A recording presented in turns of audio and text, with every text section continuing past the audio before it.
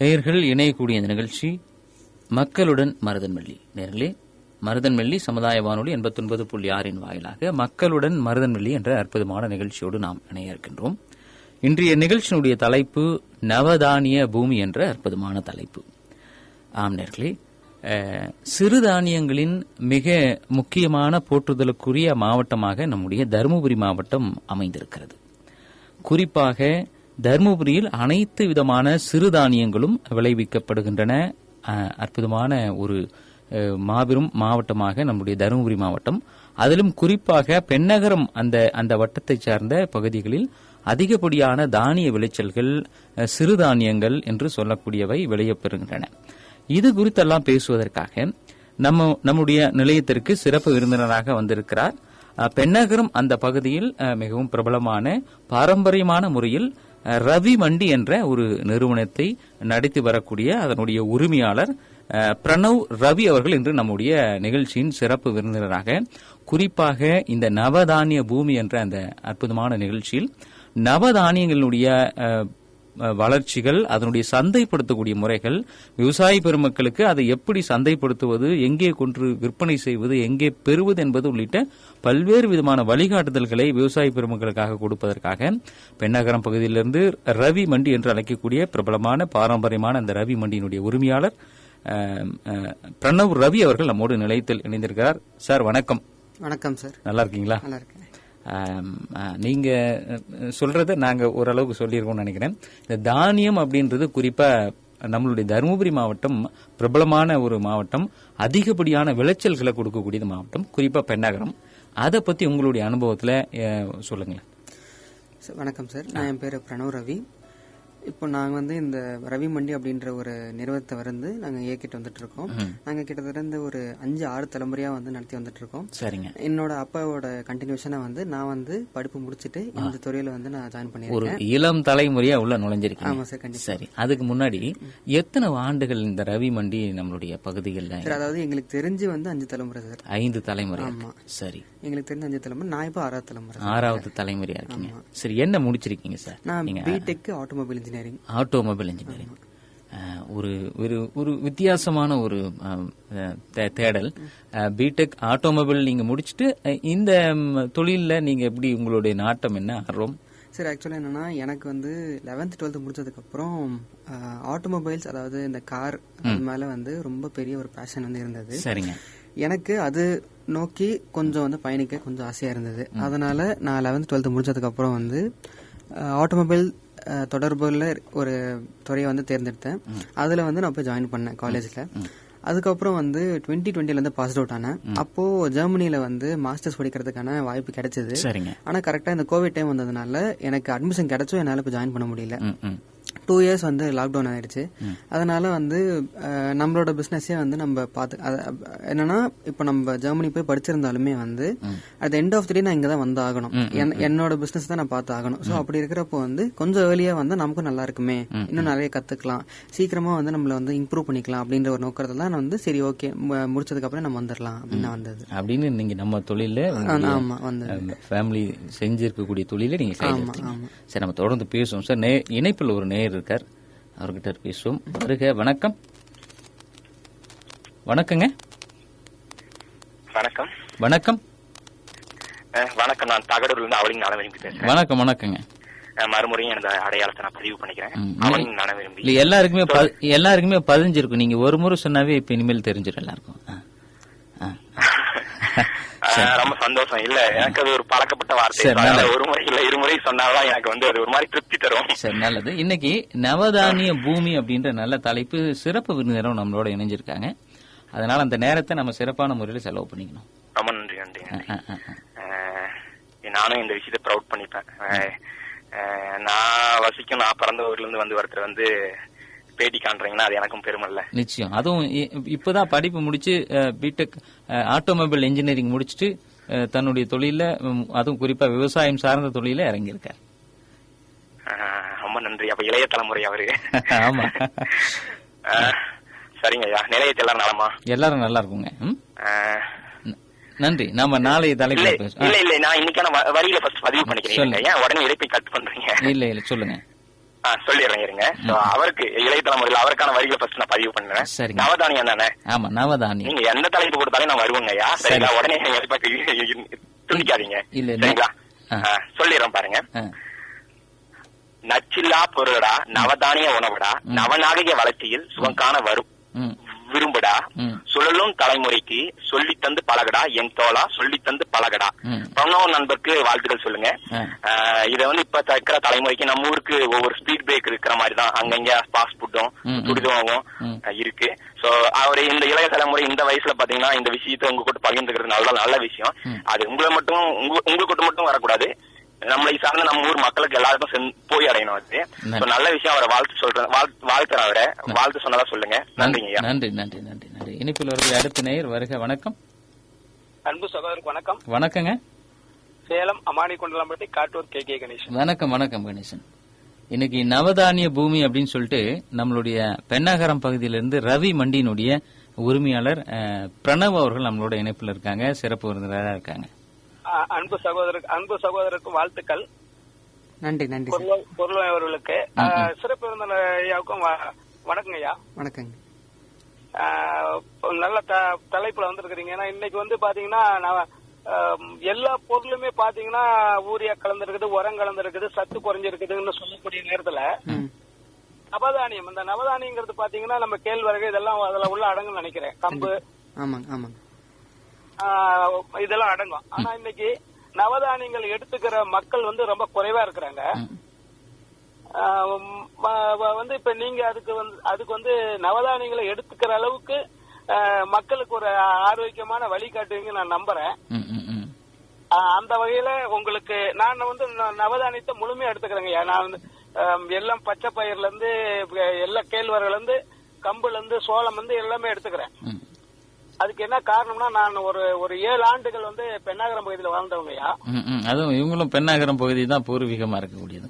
அப்படிங்களா? ஆனா அங்க வாழ்ந்ததுனால அந்த பாத்தீங்கன்னா ஒரு குறிப்பா சொல்ல போனா ஒரு 30 ஆண்டுக்கு முன்னாடி சோள கூழ் தருவாங்கய்யா.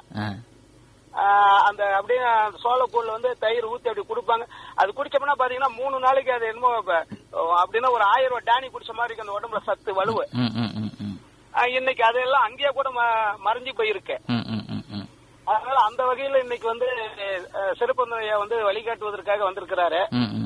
வரக்கூடிய இளைஞர்கள்லாம் இதை கொஞ்சம் இந்த நவதானியத்தை வந்து எடுத்துக்கணுங்கிறதுக்கு அவரு கொஞ்சம் அதிகபட்சமான ஒரு ஊக்கத்தை சொல்லணும்னு சொல்லி கேட்டு எங்க மருந்துநிலை சமலை பண்பலை தினமும் ஒரு நல்ல தலைப்பு கொடுத்து ஒரு வாழ்த்து சொல்லி விடைபெறுகிறேன். நன்றிங்க. நன்றி நன்றி. இணைப்பில் அவர்களுடைய அடுத்த நேயர் வருக. வணக்கம்.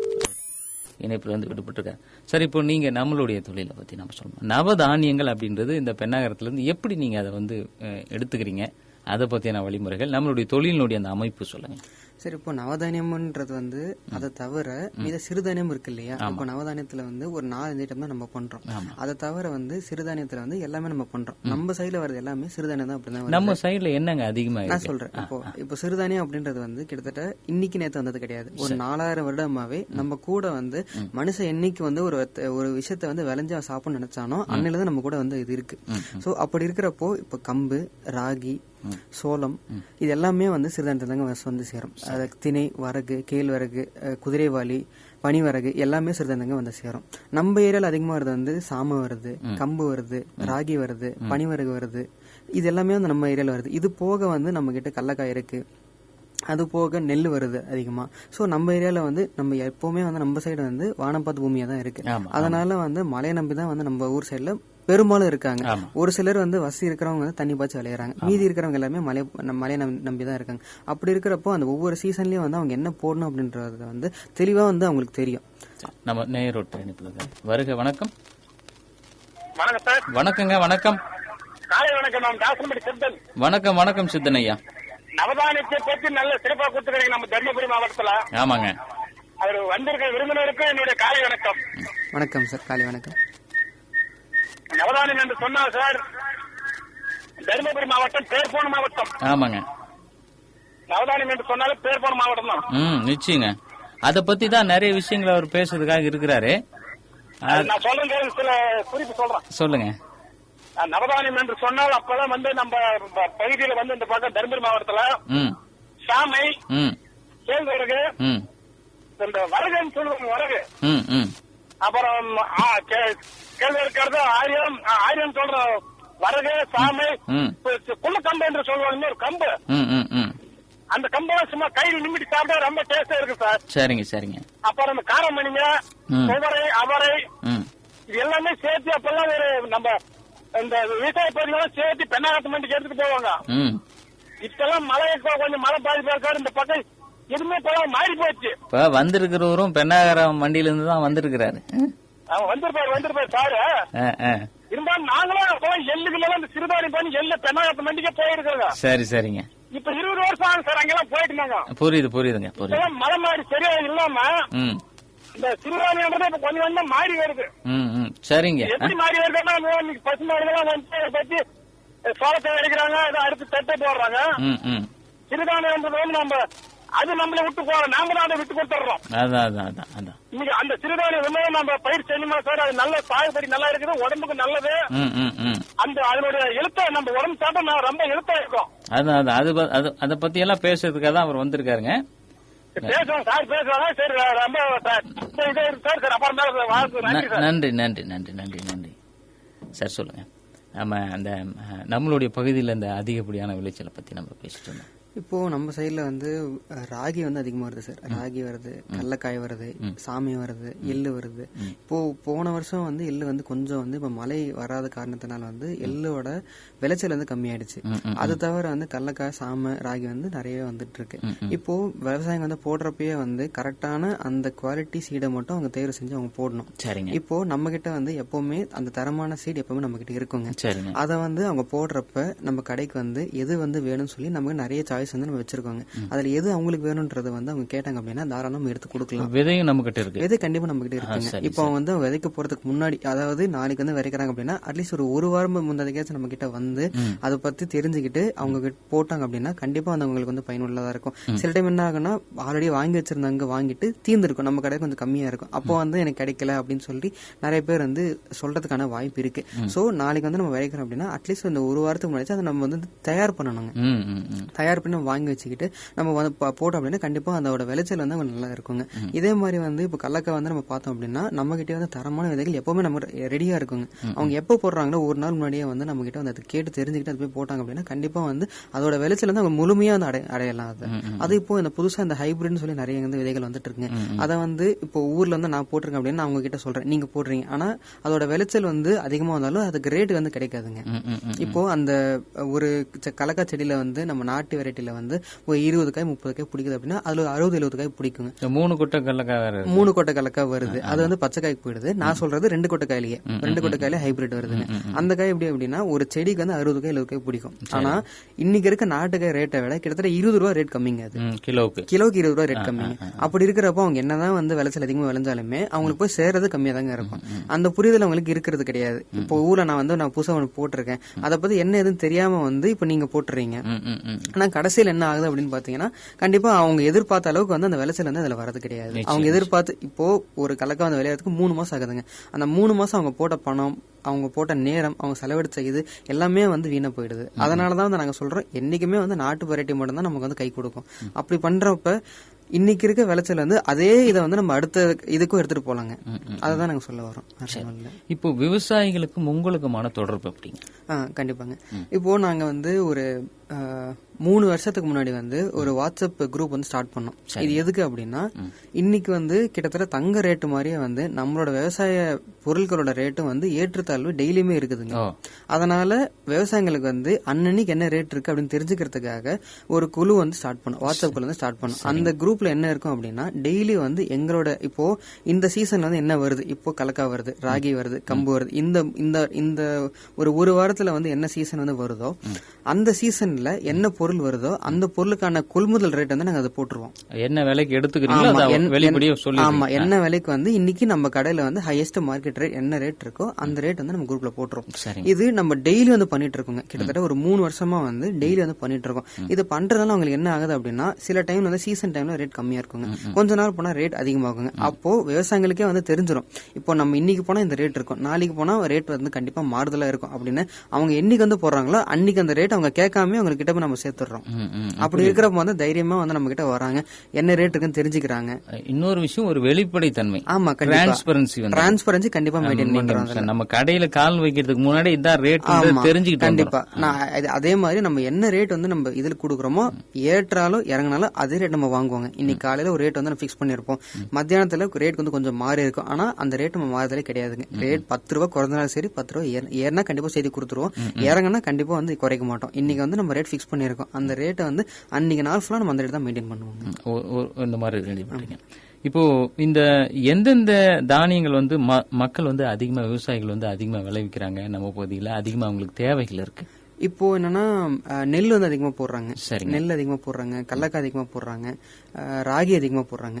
இப்போ இன்னொன்னு என்னன்னா, ராகி பொறுத்த வரைக்கும் இப்போ ஒரு 2 வருஷமா கவர்மெண்ட் வந்து பர்ச்சேஸ்ல வந்திருக்காங்க. அதனால வந்து அதை தாண்டி நம்ம கடைகளுக்கு வர ராகி வந்து கம்மியா இருக்குங்க. இன்னொன்னு, இப்போ ராகி வந்து நான் இப்போ விளையிறேன் அப்படின்னா, நானே கன்சியூம் பண்ணா அதுக்கான ரேட் வந்து எப்பவுமே இருக்குங்க. நான் வந்து விளையிறேன், உங்ககிட்ட நான் கொடுத்துறேன், நீங்க வந்து வேற இடத்துல விக்கிறீங்க அப்படின்னா நீங்க விக்கிற ரேட்டு தான் என்கிட்ட வாங்குவீங்க. அதே பொருளை வந்து நான் என்னோட கன்சம்ஷனுக்கு நான் யூஸ் பண்ணிக்கிட்டு கொஞ்சமா நான் யூஸ் பண்ணிக்கிட்டேன் அப்படின்னா அதுக்கான ரேட் வந்து எப்பவுமே இருக்குங்க. கடையில வந்து இப்போ ராகி வந்து கொஞ்சம் ரேட் வந்து கலர் வந்து கொஞ்சம் கம்மியா இருக்கும், அதை வந்து கடையில வித்துட்டு வேற கலரா இருக்க ராகி வந்து வாங்கிட்டு போவாங்க. நாங்களே சொல்லுவோம், நான் இந்த ராகி நல்லாதான் இருக்கு, நீங்க வந்து இதே கூட சாப்பாடு யூஸ் பண்ணிக்கலாம், இல்லப்பா இது நீங்க எடுத்துக்க எனக்கு வேற ராகி கொடுங்க அப்படின்னு சொல்லுவாங்க. சோ அப்படி இருக்க நம்ம ஒண்ணும் பண்ண முடியாது. இல்ல அதுல ஏதாச்சும் வித்தியாசங்கள் இருக்கு? ஒண்ணும் இல்லைங்க, நம்ம அதெல்லாம் எந்த வித்தியாசமும் கிடையாது. அவங்களுக்கு ஒரு மன திருப்தி, அவ்வளவுதான், வேற ஒண்ணும் கிடையாது. நேர் ஒருத்தர் இணைப்புல இருக்கார், வருக. வணக்கம். வணக்கம் மாதன். வணக்கம். வணக்கம் சார். இந்த அமரக்கொட்டை, கொட்டை, தோரங்கொட்டை எல்லாம் கொட்டை சாப்பிட சார் உடம்பு சக்தி வரும். இந்த கொட்டையை குழம்பே விரும்புறதில்ல, அதெல்லாம் விரும்பி சாப்பிடலாம் சார், சக்தி வரும் உடம்புக்கு. சரி. ஆனா நாங்க வந்து இந்த அவரைக்கொட்டை பருப்புல சோறு ஆக்கும் சார், பிரியாணி சோறு மாதிரி அதிகமா இருக்கு சார். சரி, இப்போ நீங்க நமக்கு விவசாயம் எல்லாம் மாதிரி நீங்க நமக்கு விவசாயம் உண்டா? நமக்கு விவசாயம்? ஆமா சார், எங்களுக்கு கிணறு எல்லாம் சார். சரி, இப்போ இந்த மாதிரி விளைச்சல்லாம் உண்டா? இந்த மாதிரி கொட்டைங்க இந்த மாதிரி எல்லாம் உண்டா? ஆமா சார், நெல் போடுறீங்க, கடலக்காய் போடுறீங்க. சரி, பெண்ணாகரம் ரவி மண்டி போனதுண்டா? அப்ப அங்கதான்.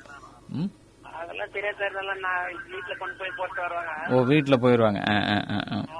ஆமா ஆமா, கொண்டு போய் போடுவாங்க. கடலக்காய், நெல் எல்லாம் கொண்டு போய் ஒரு நேரத்துக்கு போடுவாங்க சார். இப்போ பெண்ணாகரத்துல இருந்து ரவி மண்டியில இருந்து தான் வந்திருக்காங்க சிறப்பு விருந்தினர். ஆமா, அவர் வந்து கடைசியா நமக்கு போன் நம்பர் சொல்லுவாரு. நீங்க அந்த போன் நம்பர் உங்களுக்கு நீங்க வச்சுக்கிட்டீங்கன்னா, நீங்க நாளைக்கு வந்து ஏதாச்சும் ரேட் என்ன ரேட்டுன்னு தெரிஞ்சுக்கணும்னா நீங்க போன் போட்டு கேட்டீங்கன்னா அவர் ரேட் சொல்லுவாரு. ரேட் நமக்கு கட்டுப்படி ஆகுதுன்னா நம்ம கொண்டு போய் போட்டுடலாம். நன்றி மாதன். நன்றி. இந்த மாதிரி நம்ம பகுதிகளில் இப்போ பாருங்க, பெரும்பாலும் பெண்ணாகரணும் போது நம்ம கடையில் அவர் வந்து ஒரு மாற்றுத்திறனாளி வீட்டோட இருப்பாரு, வீட்டில் அம்மா தான் கொண்டு போய் கொடுப்பாங்க, செய்வாங்க அப்படின்னு சொல்றாரு. சரிங்க சார், இப்போ நம்ம ஏற்கனவே நம்ம பேசிட்டு இருந்தோம், தானியங்கள் வந்து எந்த அளவுல இருக்கு அப்படின்னு சொல்லி அந்த ஆரியத்தை பத்தி நம்ம பேசும்போது அந்த கலர் வந்து வித்தியாசங்களை பத்தி நம்ம பேசிட்டு இருந்தோம்.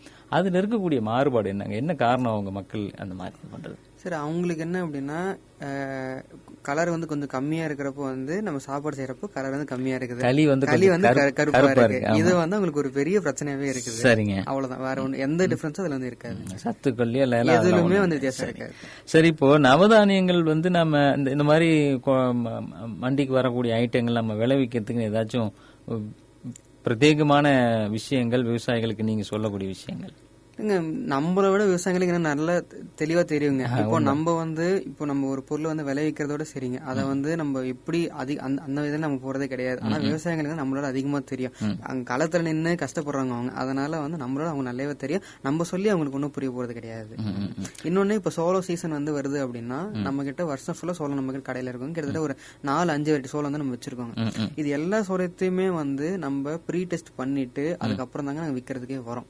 அதுலயும் வந்து ஒரு ஒரு 90% 95% எங்களுக்கு வந்து ரிமார்க்கே வந்தது கிடையாது. ஒரு 5% எங்கேயாச்சும் மிஸ் ஆக வாய்ப்பு கண்டிப்பா இருக்குதுங்க. அந்த இப்ப அந்த 90-95%லயே வந்து இப்ப நான் 5 வெரைட்டி சொன்னீங்க இல்லைங்களா, அந்த 5 வெரைட்டியுமே வந்து ஃபர்ஸ்ட் எங்களோட இதுலயே போட்டு பாத்துருவோங்க. அது வந்து எங்களுக்கு சாட்டிஸ்பாக்டரியா இருந்தா மட்டும் தான் வந்து நாங்க அதை விற்கிறதுக்கே வருவோம். நாங்க விற்கிறதுக்கே வர மாட்டோங்க. அது எல்லாமே வந்து அந்த சாம்பிள் எல்லாமே நம்ம கடையில இருக்குங்க. நம்ம கடையிலேயே ஒரு சின்ன பக்கெட்ல வந்து நம்ம பயிரை போட்டு பார்த்துட்டு அது அங்க லைவ் டெமோ வச்சிருப்பாங்க நம்ம கடையில. அதுலயே வந்து போட்டு பார்த்து என்ன ஹைட் வரும், என்ன மாதிரி தட்டு சன்னமா வருமா தப்பமா வருமா எல்லாத்தையுமே போட்டு பார்த்துட்டு அவங்க திருப்பி அதை வாங்கிட்டு போவாங்க. சரி, இப்போ நம்ம என்ன மாதிரியான விஷயங்கள் கொள்முதல் பண்றோம், என்னன்னா அது முதல்ல ஒரு வகை சொல்லுங்க. இப்போ நம்ம வந்து நம்ம சைட்ல வருது நெல் வருதுங்க, கம்பு, ராகி, சாமை, உளுந்து வருது, அதுக்கப்புறம் கொள்ளு வருதுங்க, கொள்ளு, கடலக்காய், பச்சைப்பயிறு, தண்ணி கொட்டை, இந்த மாதிரி எல்லா ஐட்டம்ஸுமே வருதுங்க.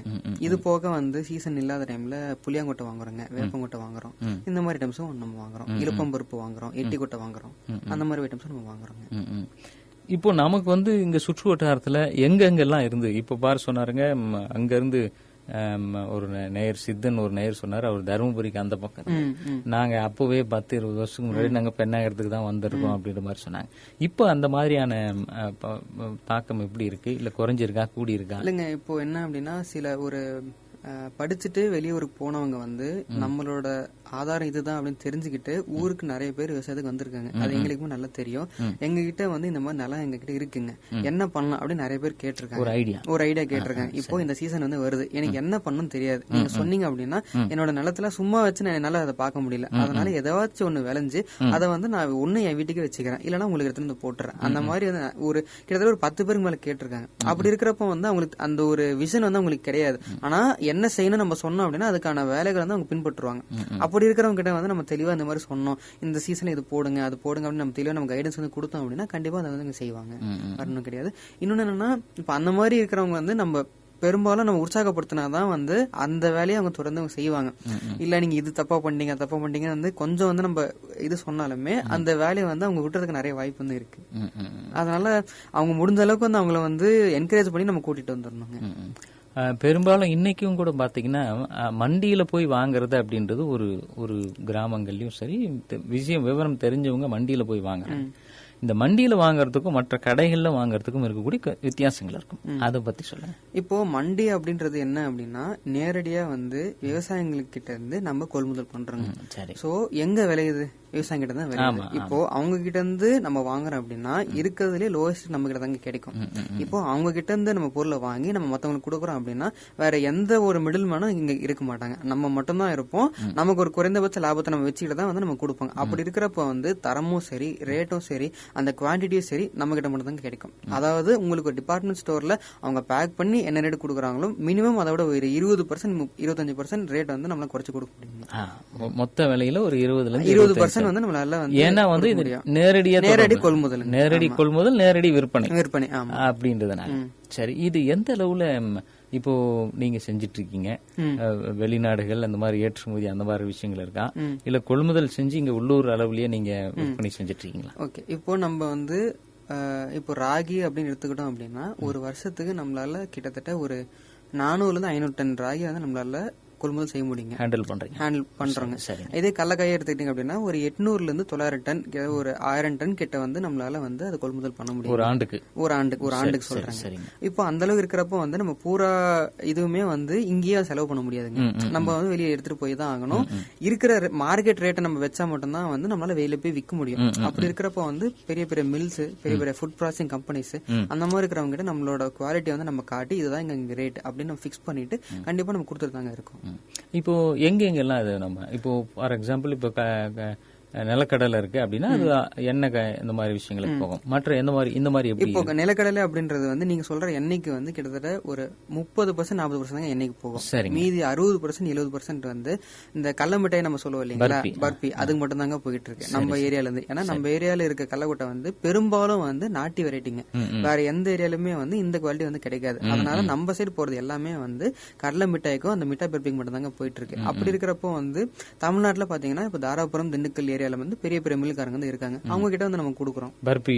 ஆமா, கடலக்காயை வந்து நம்ம அப்படியே கொடுக்குறோம். அவங்க வந்து அந்த மிஷின் மில் வந்து வச்சிருக்காங்க. அதை வந்து அவங்க கடலக்கொட்டையா பண்ணிட்டு அவங்க அந்த பர்பி பண்றாங்க இல்லைங்களா, அவங்களுக்கு வந்து கொடுத்துட்றாங்க. ஓகே, ஸோ இந்த மாதிரி விஷயங்கள் இருக்கு. இப்போ இந்த நம்ம பெண்ணாகரம் இந்த சுற்று வட்டாரத்துல உங்களுடைய அனுபவங்கள்ல எவ்வளவு விவசாயிகள் தொடர்புல நீங்க இருக்க முடியும்? அது வந்து எப்படின்னு சொன்னீங்கன்னா, ஒரு சீசன்ல வந்து நமக்கு ஒரு வாக்கின்ஸ் மட்டும் பாத்தீங்க, நம்ம கடைக்கு வர வாக்கின்ஸ் மட்டும் பாத்தீங்க அப்படின்னா ஒரு சீசன்ல மினிமம் 500 பேர் வருவாங்க. அதாவது அவங்க விளையிற பொருளை வந்து விக்கிறதுக்கு மட்டுமே வருவாங்க. அது போக நம்ம எக்ஸாக்டா அந்த கவுண்ட் எடுக்கிறதுக்கு அது 5-6 தலைமுறைன்னும் போது அது ஆயிரக்கணக்கில் லட்சக்கணக்கில். ஆமா, நம்ம வந்து அந்த மாதிரி எக்ஸாக்டா கவுண்ட் எடுக்க முடியாதுங்க. ஆனா சீசன் டைம்ல நமக்கு வரப்ப ஒரு நாளைக்கு எப்படி இருந்தாலும் ஒரு 500 இருந்து 600 வாக்கின்ஸ் வந்து நமக்கு வருவாங்க. சரி, நம்ம பேசும் இணைப்புல ஒரு நேயர் இருக்காரு. வருக, வணக்கம். ரைட், சரி. இப்போ வாட்ஸ்அப் குரூப் அப்படின்னு சொல்லியிருந்தீங்க. அந்த வாட்ஸ்அப் குரூப்ல இப்போ ரேடியோ கேட்டுட்டு கூடிய நேயர்கள் இவங்க இணையணும், வாலண்டரி இணைஞ்சிக்க முடியுமா, அல்லது அவங்க எப்படி உங்களை தொடர்பு கொள்றது, அந்த மாதிரி விஷயங்கள்? 2 நம்பர் கொடுக்குறாங்க. சரிங்க. இங்க வந்து சோம்படி சரௌண்டிங் இருக்கிற, அதுக்கு முன்னாடி நான் ஒரு கேள்வி கேட்க மாட்டேன். நமது பெண்ணாகரம் தான் பிரதானம். பெண்ணாகரத்தை தாண்டி நம்மளுடைய மண்டி வந்து வேற எந்தெந்த பகுதிகளில் இருக்கு? இப்போ பெண்ணாகரத்துல வந்து டவுன்லயே வந்து நம்ம கடையும் இருக்கு, குடோனும் இருக்கு. எங்க லொகேஷன்? சரி, லொகேஷன் கரெக்டா எங்கன்னு சொன்னீங்கன்னா வாணியர் தெரு அப்படின்னு சொல்லுவாங்க. பெண்ணாகரத்துல இருந்து நம்ம பஸ் ஸ்டாண்ட் பக்கத்துல வந்து இருக்குங்க. அங்க வந்து நம்ம கடை இருக்கு. கடைக்குல இருந்து கொஞ்சம் பக்கத்துல வந்து குடோன் இருக்குங்க. அது போக இப்போ வந்து 2022 வந்து சோம்பட்டி கடை ஸ்டார்ட் பண்ணாங்க இங்க சோம்பட்டியில. ஆமா, இங்க பவர் கட் இருக்கு இல்லைங்களா, பவர் கட் பக்கத்துலயே வந்து மெயின் ரோட்ல நாங்க ஸ்டார்ட் பண்ணோம். அதுக்கப்புறம் தர்மபுரி கடை வந்து 2023 ஸ்டார்ட் பண்ணுவாங்க. இங்க அது எங்க இருக்கு அப்படின்னா வேல்பால் டிப்போ இருக்கு இல்லைங்க, தர்மபுரி பக்கத்துல திருப்பத்தூர் ரோட்ல. அந்த ரோடு வேல்பால் டிப்போ பின்னாடி குமரன் மண்டபம் இருக்கும். அந்த மண்டபத்துக்கு எதிரில் இருக்குங்க. அங்க வந்து நம்ம 3வது பிரான்ச் ஸ்டார்ட் பண்ணோம். இந்த 3வது பிரான்ச் எதுக்கு ஸ்டார்ட் பண்ணோம் அப்படின்னா, இப்போ தர்மபுரியில வந்து இப்போ மதிகோன்பாளையம், மாட்டுக்கானூர் ஏரியால இருக்கிற அனைத்து புளியாங்கொட்டையை வந்து நம்ம தாங்க வாங்கிட்டு இருக்கோம். அதாவது கிட்டத்தட்ட ஒரு 20-30 வருஷமாவே வந்து அங்கங்களே ரெகுலர் டச் இருக்குங்க. சரி, அங்க வந்து நமக்கு ஒரு கடை வந்து வேணும் அப்படின்னு சொல்லி அங்க வந்து நம்மளோட ஓன் கடையை வந்து நம்ம ஸ்டார்ட் பண்ணோம் தர்மபுரியில. பேசுவாங்க நேயர் இருக்க. வருக, வணக்கம். ஐயா வணக்கம். வணக்கங்க. தர்மபுரி மாவட்டம் மூலக்காட்டில இருந்து செல்வராஜ் பேசுறேங்க ஐயா. வணக்கம். வணக்கம் செல்வராஜ். நம்ம சிறப்பு சிறப்பான அழைப்புங்க ஐயா. வணக்கம். வணக்கம். நீங்க ஒரு விவசாயி, உங்க நிகழ்ச்சியை கேட்டுட்டு இருப்பீங்க. இவர் வந்து பெண்ணாகரம் ரவி மண்டியினுடைய உரிமையாளரு. சரிங்க ஐயா. உங்களுக்கு ஏதாச்சும் சந்தேகம் இருந்தா கேட்கலாம். அந்த தானியங்கள் வாங்குறது, விக்கிறது, இந்த மாதிரி விஷயம். விருந்தினர் வந்து இத்தனை நாள் தர்மபுரியில இருந்து குபரன் மண்டிக்கு பக்கத்துல மண்டி இருக்கிறதே தெரியலீங்க. நான் போனா சில மண்டிகளை மட்டுமே எதிர்பார்த்தோம். சரிங்க. இன்னைக்கு இவர் சொல்லிட்டாரு, அந்த கடைக்கு நாங்க மறக்காம போவோம். சரிங்க.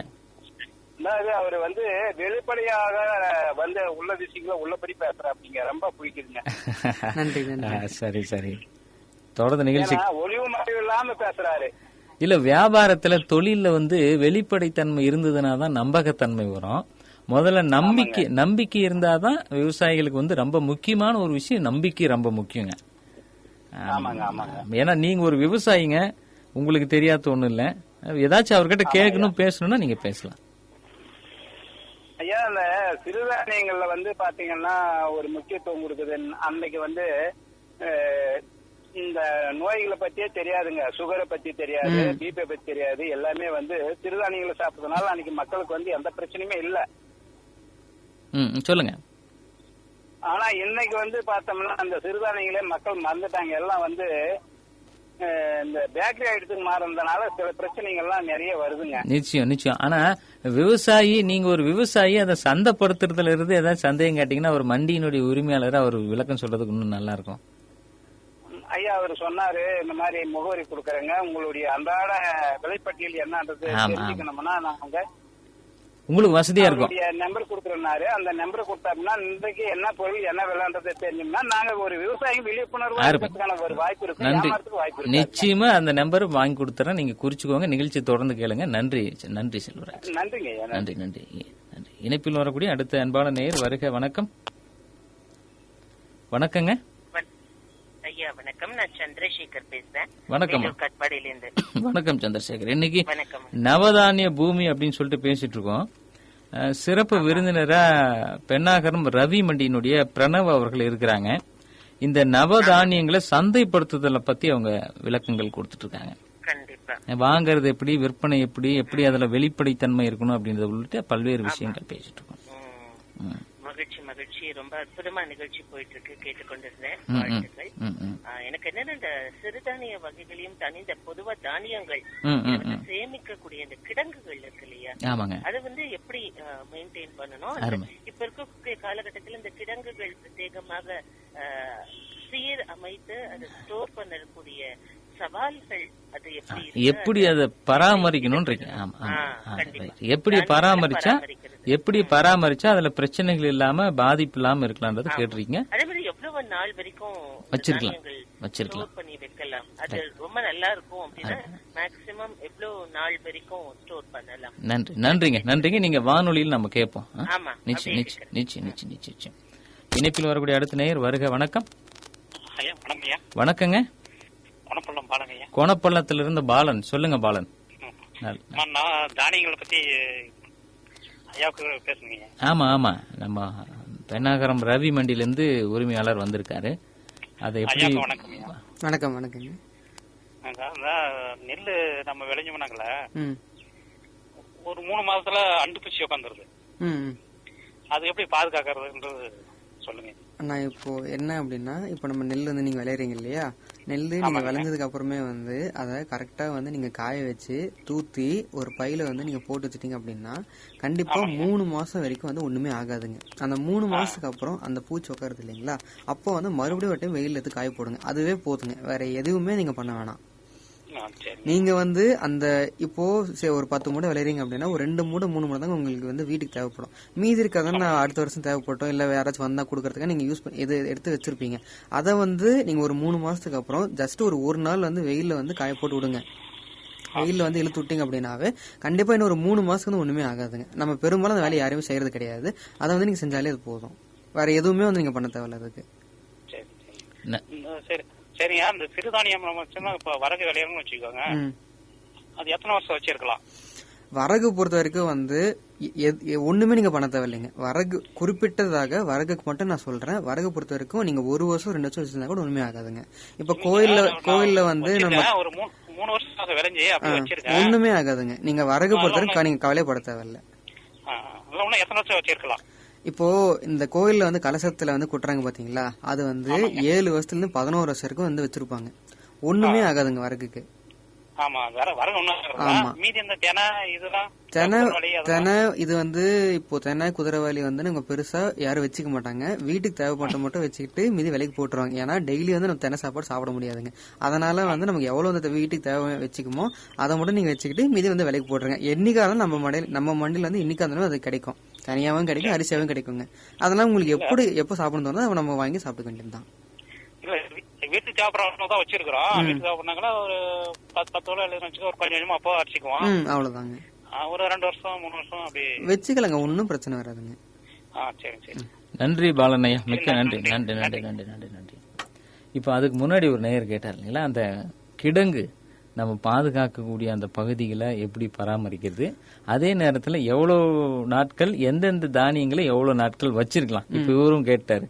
இந்த மாதிரி சில தானியங்களுக்கு ஒரு குறிப்பிட்ட வரையறை இருக்கும், நான் பாட்டு வச்சிட்டு இருக்க முடியாது. அதை பத்தி சொல்லுங்க. சரி, இப்போ அந்த தானியங்கள் பொறுத்த வரைக்கும் வந்து ஒவ்வொரு தானியத்துக்கு ஒவ்வொரு மாதிரி இருக்குங்க. இப்போ இவர் கேட்ட மாதிரி வரகு வந்து அது கேட்டார் அப்படின்னா அதுல எந்த ஒரு இதுவுமே நம்ம பண்ண தேவையில்ல, பராமரிப்பு நம்ம பண்ணவே தேவையில்ல.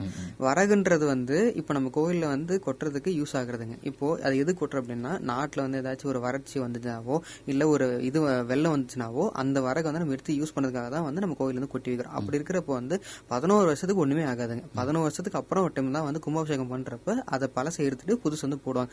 அப்படி இருக்கிறப்ப அந்த மாதிரி தானியத்துக்குலாம் எதுவுமே பண்ண தேவையில்லைங்க.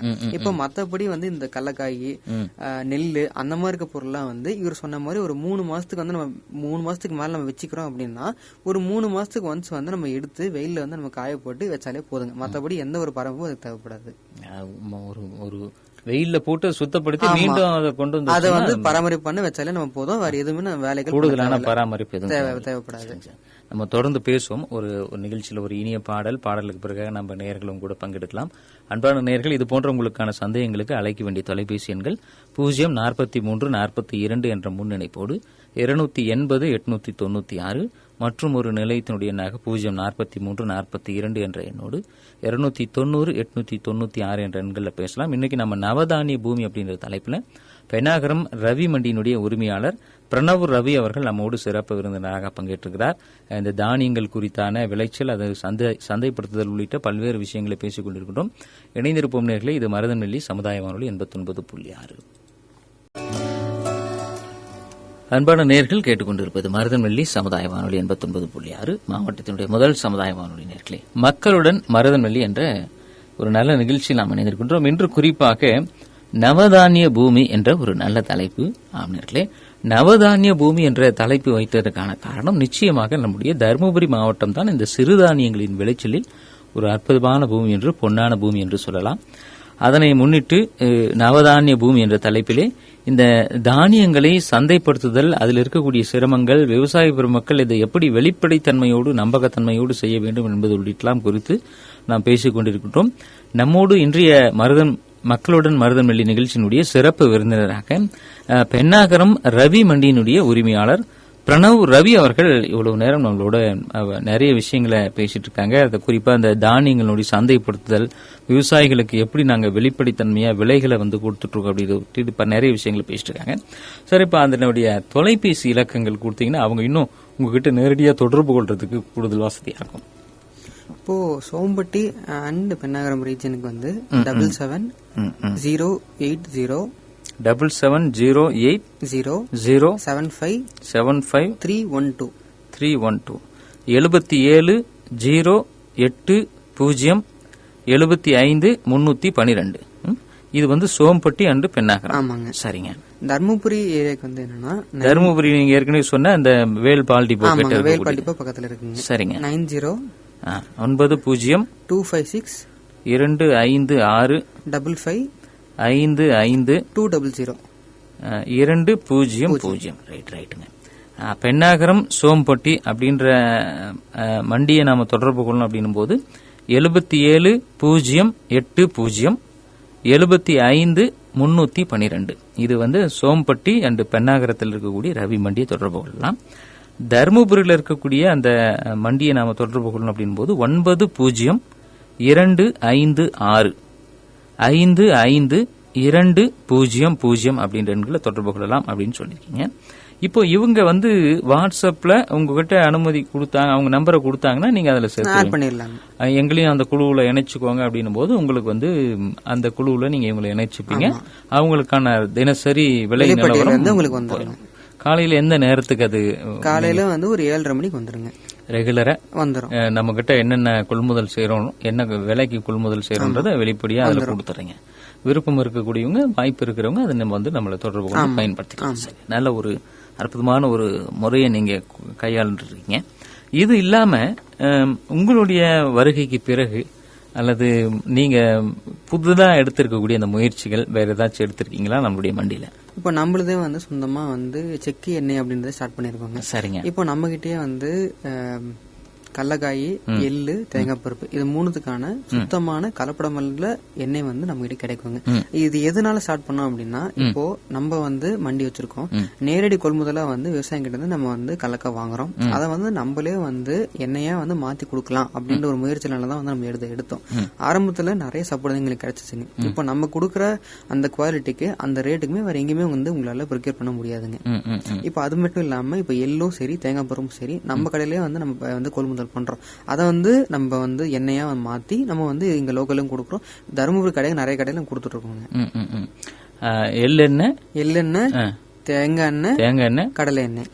ஆமா, இந்த மாதிரியான விஷயங்கள் புதிய முயற்சியா நீங்க செஞ்சுட்டு. ஆமா, செக். ஆமா, செக் சொந்தமா போட்டிருக்கோம், நம்மளதே இருக்கு. ஆமா, சரி. நம்ம தொடர்ந்து பேசலாம். இணைப்பில் ஒரு நேர். ரைட். அது இல்லாம இப்ப கால்நடைகளுக்கான விஷயங்கள், இந்த மாதிரியான விஷயங்கள் இப்போ நம்ம மாட்டு தீவனம் ஸ்டார்ட் பண்ணிருக்கோங்க. நம்மளதே ஓனா மாட்டு தீவனம் ஸ்டார்ட் பண்ணிருக்கோம். நம்ம கடையில எப்போ வந்தாலுமே மாட்டு தீவனம் ரெகுலரா கிடைக்குங்க. உங்களுக்கு எந்த மாதிரி தீவனம் இருந்தாலும் நம்ம கடையில கிடைக்கும். இப்போ சிலர் நைஸ் மட்டும் போடுவாங்க, சிலர் புட்டு போடுவாங்க. அது இல்லாம பெல்லட்ஸ் போடுவாங்க. இது எல்லாமே நம்ம கிட்ட இருக்குங்க. சரிங்க. இப்போ நீங்க நம்ம நிகழ்ச்சியினுடைய நிறைவு பகுதியை நெருங்கிட்டு இருக்கோம். விவசாயிகளுக்கு நீங்க ஒரு மண்டியினுடைய உரிமையாளரா, விவசாயிகளும் லாபம் பெறணும், ஒரு தொழில் செய்யறோம், நிச்சயம் நாமும் ஒரு லாபம் பெற்றுதான் தொழில் செய்ய முடியும். அது நம்ம மறுத்து நம்ம பேசுறதுக்குல. ஆனா அதுல ஒரு நியாய தர்மங்கள் இருக்கணும், ஒரு வெளிப்படைத்தன்மை இருக்கணும். அப்படி இருக்கணும் அப்படின்னு சொன்னா நீங்க விவசாய பெருமக்களுக்கு சொல்லக்கூடிய விஷயங்கள் என்ன? என்னைக்கா இருந்தாலுமே வந்து விவசாயிகள் நம்பி தான் நாங்க இருக்கோம்.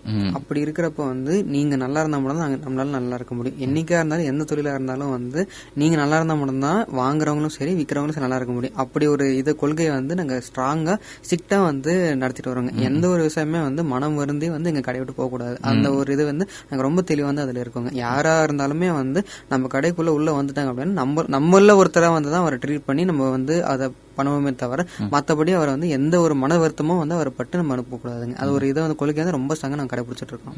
சரி, இப்போ உங்களுக்குன்னு சில நெருக்கமான விவசாயிகள் இருப்பாங்க, ரெகுலரா ஒரு தொடர்புல இருக்கக்கூடியவங்களுக்கு. இப்போ அவங்களுக்கு சில நேரங்கள்ல விவசாயம் செய்யக்கூடியதுல ஏதாச்சும் ஒரு சிக்கல் இருக்கு, ஒரு வழிகாட்டுதல் தேவை, இல்ல இன்னும் கொஞ்சம் ஒரு படி மேல சொல்லணும்னா ஒரு பொருளாதார ரீதியான ஒரு உதவியும் தேவைப்படுது.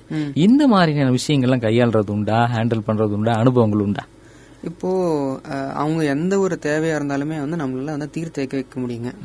இப்போ நிறைய பேர் வந்து எங்களுக்கு நாங்க ஃபர்ஸ்டே சொல்லியிருப்போம், இதை வந்து போடாதீங்க, இந்த சீசன்ல வந்து அது வராது, இல்ல அந்த டைம் வந்து முடிஞ்சு போகுதுன்னு சொல்லியிருப்போம். ஆனா வந்து சிலர் இல்ல எங்களுக்கு தெரியும், நாங்க போட்டிருக்கிறதுக்கு முன்னாடி வந்திருக்கு அப்படின்னு சொல்லுவாங்க. அப்படி இருக்கிற நம்மளால ஒன்றும் பண்ண முடியாதுங்க. வந்ததுக்கு அப்புறம் சரி நீங்க அப்பயே சொன்னீங்க, நாங்க அதை கடைபிடிச்சிருக்கலாம் அப்படின்னு சொல்லுவாங்க. அப்படி இருக்க ஒன்றும் பண்ண முடியும். இதே நம்ம வந்து அதை சொல்லி அவங்க வந்து அதை கேட்டு பண்ணியிருந்தாங்க அப்படின்னா கண்டிப்பா வந்து அவங்க என்ன எதிர்பார்க்கிற விளைச்சல் வந்து அந்த டைம்ல உங்களுக்கு வந்திருக்குங்க. சரி, விவசாய துறையோட ஏதாச்சும் தொடர்புகள் ஏற்பட்டு அது விவசாயிகளுக்கு நீங்க மடைமாற்ற அந்த மாதிரி விஷயங்கள், இப்போ ஒரு அக்ரிகல்ச்சர் ஆபீசரா இருக்கலாம், அது ஒரு விவசாயிகளுக்கு ஒரு மருந்து அடிக்கிறதுல இருந்து இந்த மாதிரியான விஷயங்கள், இதெல்லாம் நீங்க வழிகாட்டுறதுண்டா? இந்த மாதிரியான விஷயங்கள் நீங்க பொதுவா வந்து எப்படின்னா இப்போ அவரை துவரைக்கெல்லாம் வந்து அவங்களே வந்து மருந்து அடிச்சிருவாங்க. சோ அப்படி இருக்கிறவங்க நம்மளால ஒன்னும் அதுல போய் இது சொல்ல முடியாது. பெரும்பாலும் வந்து ஒரு பயிருக்கு என்ன தேவைன்றது வந்து நம்மளோட விவசாயம் நல்லாவே தெரியும். சோ நம்மளோட அவங்க நல்லா வந்து அதை பாத்துப்பாங்க. நம்ம அதுல வந்து இது பண்றதுக்கு ஒண்ணும் கிடையாதுங்க. அப்படி ஏதாச்சும் வழிகாட்டுதல் தேவைன்னா கண்டிப்பா நம்ம யூஸ் பண்ணலாம், நம்ம வந்து அதை வழிகாட்டலாம். சரி சரி சரி. இப்போ நம்ம பகுதிகளில் வானம் பார்த்த பூமி, இப்ப இந்த வானம் பார்த்த பூமி அப்படின்னும் போது நம்ம இந்த தானியங்கள் தான், பெரும்பாலும் தானியங்கள் தான் இந்த புஞ்சை நிலத்துல வானம் பார்த்த வெள்ளாமையில வளரக்கூடியது அப்படிதான் சொல்ல முடியும். இதனுடைய growth எந்த அளவுக்கு இருக்கும், எதிர்காலத்தில் எப்படி இருக்கும் அப்படின்றது உங்களுடைய கணிப்பு? இப்போ இன்னொரு வருங்கால வர டைம்ல வந்து விவசாயத்தை நம்பிதாங்க வந்து உலகமே இருக்க போகுது. இப்போ 2023 வந்து யுனைடெட் நேஷன்ஸ் வந்து மில்லட் இயர் அப்படின்னு சொல்லி சிறுதானிய ஆண்டுன்னு சொல்லி 2023 அறிவிச்சிருந்தாங்க. எதுக்கு அறிவிக்கணும்? இப்போ உலகத்துல வந்து தொழில்நுட்பத்துக்கு குறைய இருக்கா, இல்ல டெவலப்மெண்ட் குறைய இருக்கா, எதுலயுமே குறையல. அப்புறம் எதுக்கு வந்து 2023 மில்லட் இயர்னு வந்து எதுக்கு வந்து ஐக்கிய நாடுகள் சபை அறிவிச்சிருந்தாங்க? எதுக்கு வந்து அறிவிக்கணும்? இப்போ நம்ம எதிர்காலமே வந்து உணவை நோக்கியும் சிறுதானிய நோக்கி இருக்கிறதுனால மட்டும்தான் அதோட முக்கியத்துவம் எல்லாருக்குமே கொண்டு போய் சேர்க்கணுன்றதுக்காக தான் வந்து அப்படி அறிவிச்சிருக்காங்க. அப்படி இருக்கிறப்போ வந்து வருங்கால வருடங்கள்ல வந்து இந்த இதுக்கான இம்பார்ட்டன்ஸ் வந்து கண்டிப்பா குறையாதுங்க. இன்னும் வந்து அதிகமாக தான் வாய்ப்பு இருக்குமே தவிர கண்டிப்பா குறையறதுக்கு வாய்ப்பு கிடையாது. சரி, இப்போ உங்களுடைய விஷயங்கள் எங்க உங்களுடைய படிப்பெல்லாம் இருந்தது, எப்படி அதை பத்தி சொல்லுங்க. நான் காலேஜ் வந்து சென்னையில படிச்சேங்க. சென்னையில ஹிந்துஸ்தான் இன்ஸ்டிடியூட் ஆஃப் டெக்னாலஜி அப்படின்னு ஒரு காலேஜ்ல படிச்சேன். நல்லாவே வந்து ஸ்கோர் பண்ணேங்க. நான் ஃபர்ஸ்ட் கிளாஸ் டிஸ்டிங்ஷன் பாஸ் பண்ணேன். அதனால வந்து எனக்கு அந்த இது வந்து ரொம்பவே வந்து ஆர்வமா இருந்தது. அதனால வந்து எனக்கு என்னால் நல்லாவே படிக்க முடிஞ்சது. இன்னொன்னு நாங்கள் ஒரு ப்ராஜெக்ட் ஒன்று பண்ணோம். ஒரு செகண்ட் இயர்ல ஜாயின் பண்ணேன். 3 years ஒரு ப்ராஜெக்ட் ஒன்று பண்ணோம். அதுல வந்து 4th இயர்ல நான் கேப்டனா இருந்தேன். என்னோட டீமுக்கு ஒரு 25 members சேர்ந்து ஒரு கேப்டனா வந்து இருந்தோம். அதுல இந்தியா லெவல்ல வந்து அந்த ஈவெண்ட் வந்து நடக்கும். இந்தியா லெவல்ல நடக்கிறப்ப வந்து எங்க காலேஜ்ல இருந்து எங்க டீம் தான் வந்து ஆல் இந்தியா ஃபர்ஸ்ட் வந்து வின் பண்ணாங்க. அது எங்களுக்கு ரொம்ப வந்து சாட்டிஸ்பாக்சனா இருந்தது.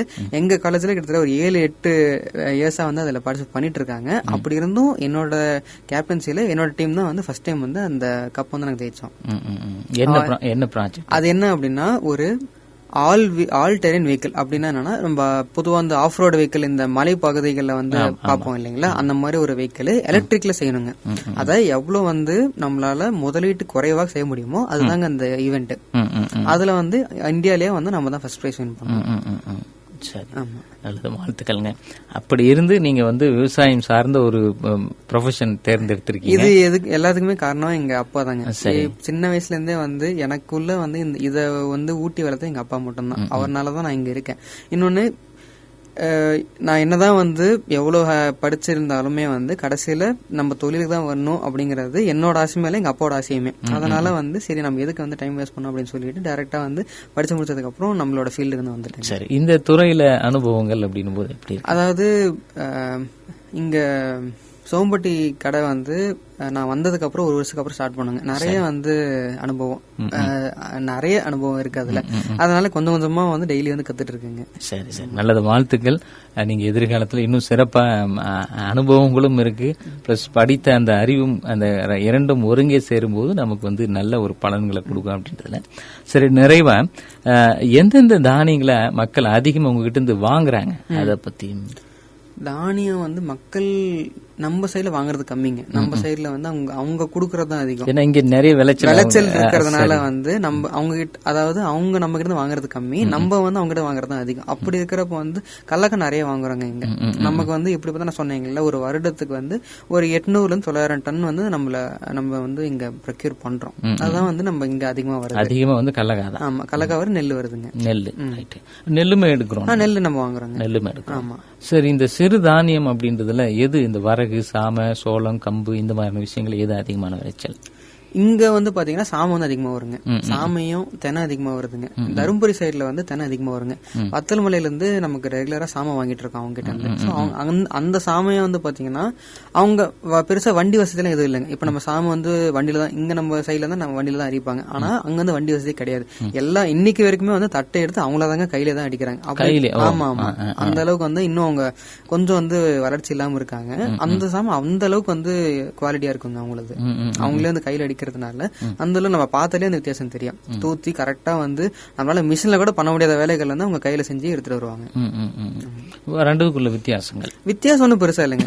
நம்ம மிஷின்ல அடிக்கிறதும் வந்து பெரிய வித்தியாசம் எல்லாம் கிடையாது. இங்க வந்து நமக்கு தொழில்நுட்பம் வந்துருச்சு, அதனால அதை யூஸ் பண்ணிட்டு இருக்கோம். அங்க என்ன நமக்கு வரல, அவ்வளவுதான், வரணும். சரி, இப்ப அங்கிருந்து கொண்டு வருதுன்னா அவங்களே கொண்டு வந்துருவாங்களா, இல்ல கொஞ்சம் அதிகப்படியா இருக்குன்னா அங்கே நம்மளே போய் எடுத்துக்கலாங்க. அதை பத்தி ஒண்ணும் கிடையாது. இப்போ வந்து நம்ம ஒரு விவசாயம் வந்து கூப்பிட்டு நல்ல ஆள் வசதி இல்ல, வண்டி வசதி இல்ல அப்படின்னு சொன்னாங்கன்னா தாராளம் நம்மளே போய் எடுத்துக்கலாம். இப்போ நீங்க இப்போ இங்க சுற்றுவட்டாரத்துல அந்த வேலையை நீங்க செய்றீங்க. அதாவது இங்க வந்து அதோட தேவைங்க வந்து நமக்கு கிடையாது. ஏன்னா இங்க லோக்கல்ல வந்து எல்லாமே நமக்கு வண்டி வசதி இருக்கு, ஆள் வசதி இருக்கு. அதனால பெரும்பாலும் யாரும் நமக்கு கொண்டு வந்துடுறாங்க. எல்லாமே அவங்களாவே இன்கேஸ் ஒரு வேலை இல்லங்க இந்த மாதிரி கொஞ்சம் கண்டிப்பா நம்ம உதவி பண்ணலாங்க. அதை பத்தி ஒண்ணு, நம்ம கிட்டே ஆளுங்க இருக்காங்க, நான் கண்டிப்பா நம்ம இது பண்ணலாம், அவங்களுக்கு வந்து உதவி பண்ணி கொடுக்கலாங்க. இப்போ சில இடங்கள்ல பெண்கள் இருப்பாங்க, அவங்களால எடுத்துட்டு கொண்டு வரதுல சிரமங்கள் இருக்கும்.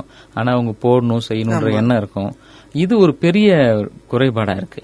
அப்போ அவங்களுக்கு வந்து நீங்க இப்போ ஒரு போன்ல சொன்னாவோ செஞ்சாவோ ரேட்டு தெரிஞ்சு போச்சு, ரேட்டு ஓகே, கட்டுப்படி ஆகி போச்சு, ஐயா வண்டி வசதி மட்டும் இல்ல வாகனம் மட்டும் இல்லைன்னா நீங்க அதை கண்டிப்பா யூஸ் பண்ணலாம். சரி, நிறைவா நீங்க விவசாய பெருமக்களுக்கு, வாங்குறவங்களுக்கும் சரி விற்கிறவங்களுக்கும் சரி, ரவி மண்டியினுடைய ஒரு மோட்டோ, இதுதான் எங்களுடைய விஷயம், எங்களுடைய தாரகம் மந்திரம் அப்படின்னு சொன்னா என்ன சொல்லுவீங்க? சரிங்க, இப்போ நம்ம கடையை பொறுத்த வரைக்கும் வந்து இப்போ மண்டின்னு வருது அப்படின்னாலே வந்து இடையில வந்து பெரும்பாலும் நம்மளோட நம்பிக்கையை வந்து நம்ம தெரிவிக்கணுங்க. ஃபர்ஸ்ட் இடம் வந்து நம்ம கரெக்டா கொடுக்கணுங்க.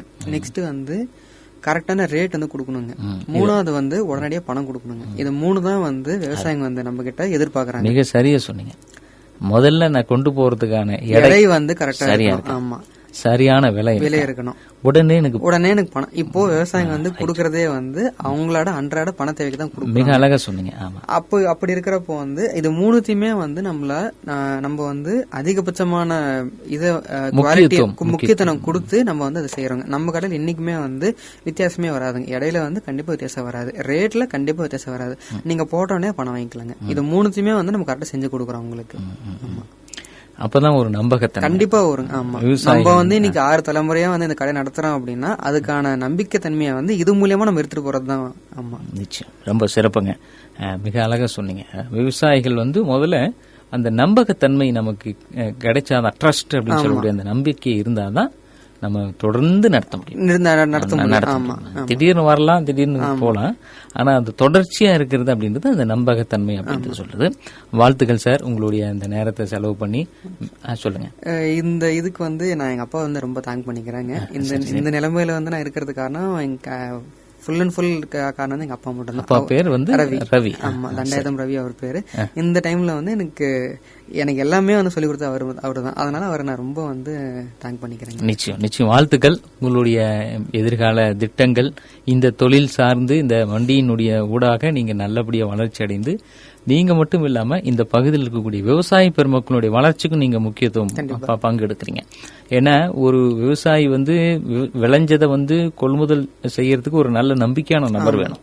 அது அந்த நபர் நம்பிக்கையா இருக்கணும். அது ரொம்ப முக்கியம். அந்த நம்பிக்கையை விவசாயிகள் மத்தியில கொடுத்து ஒரு நல்லபடியா அவங்களையும் நம்ம கை தூக்கி நம்மளோட இணைஞ்சு நடை போட்டு கொண்டு போறீங்க. வாழ்த்துக்கள்.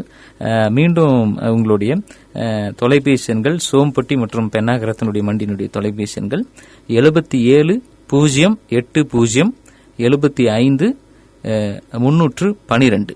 இது சோம்பட்டி பென்னாகரம். தருமபுரி 9025655520 அப்படின்ற எண்களில் தொடர்பு கொள்ளலாம். ரொம்ப நன்றிங்க சார் உங்களுடைய வருகைக்கும். உங்கள் தொழில் சார்ந்த விஷயங்கள் இந்த பகுதியில் இருக்கக்கூடிய விவசாய பெருமக்களுக்கு பெரும்பாலும் தெரிஞ்சிருக்கும். இருந்தாலும் கூட இன்னொரு முறை அவங்களுக்கு நம்ம மனசுல நம்ம போய் நம்ம ஞாபகப்படுத்தக்கூடிய ஒரு விதமாக வருகை தந்து இந்த சிறுதானியங்கள் தானியங்களுடைய சந்தைப்படுத்தக்கூடிய முறைகளை பற்றி பேசினதுக்காக மருதநெல்லி சமுதாய வானொலியின் சார்பாக எங்களுடைய மனமார்ந்த நன்றிகளையும் பாராட்டுகளையும் தெரிவிச்சுக்கிறோம். உங்களுடைய தொழில் மேலும் மேலும் வளர்ச்சி அடைய எங்களுடைய அன்பான வாழ்த்துக்கள். நன்றி.